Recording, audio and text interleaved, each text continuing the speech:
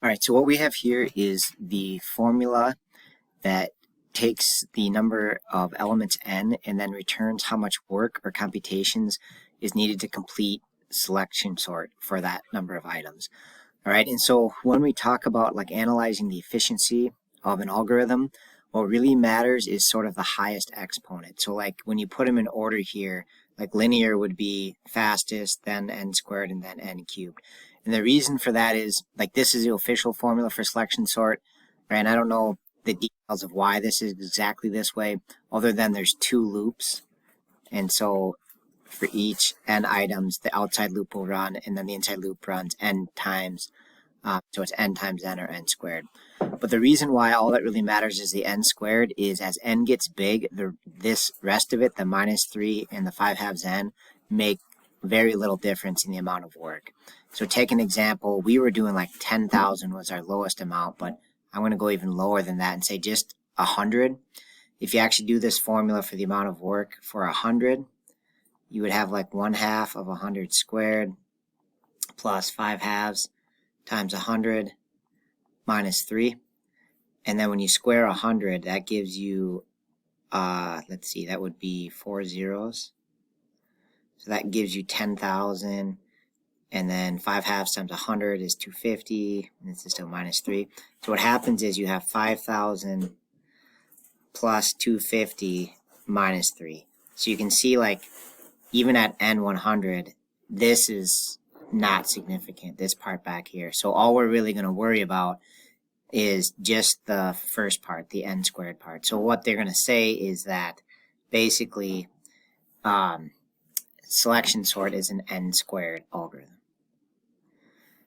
Okay, and if you look at the formula for insertion sort, real similar. And again, all that really matters here is the fact that it's n squared. Okay, and as far as it better than worse than selection sort, I think in practice we found when we timed it that the insertion sort was a little bit slower, but in reality they're on similar levels of complexity because they're both n squareds.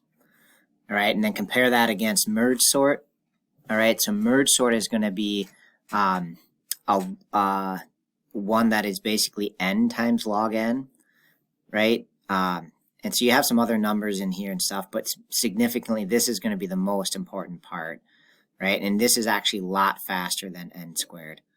Okay, and so where it kind of fits is it's not quite linear, right? Because it's n times at least a little bit here, all right? And actually this 5 part doesn't matter. It's basically this n log base 2 of n, right? And so that fits kind of right between linear and n squared. So that's where merge sort is. And if you want a little bit of sense of where this comes from is, remember merge sort splits them, right? Splits them in half and keeps splitting. So basically the number of levels you're going to have when you split is base 2, right? So like if you have like 8 elements, that's actually 3 levels. Okay, and if you had 16 elements, that would actually make 4 levels once you split it a bunch, because you'd split it to 16, then 8, then 4, then 2, then 1. So you make 4 levels of split. So these number of levels is log base 2 of whatever n is. And then each time you have to merge them back. So at each level, you have to merge each element. So at each level, you do n amount of work. So this is a number of levels times the amount of work per level, and you get n times log base 2 of n. And so it fits right in there.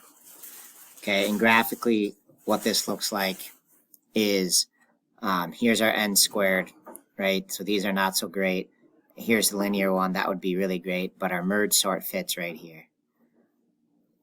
All the different sorting methods that are out there, there are some that are actually better than merge sort. So I think I showed this table before, but there are some ones that are just straight and like linear. So down here, these are some really fast sorting methods, you know, and companies like Google and stuff probably make use of that stuff to be super fast. But for our purposes, basically merge sort would be here, and then up here would be selection sort. Sorry for the bad handwriting, and insertion sort. And you can see on this graph as n gets bigger, the number of elements gets bigger, the time goes up significantly. In the beginning, it's not that significant, but as n gets even kind of big, being faster makes a much, much bigger difference. Right? So as you get out here to a lot of elements, it makes a huge difference to be a little bit faster. Okay, so to try to make sense of it, I could see them asking something like this on the AP test. So I'm going to have you pause the video and see if you can make sense of this.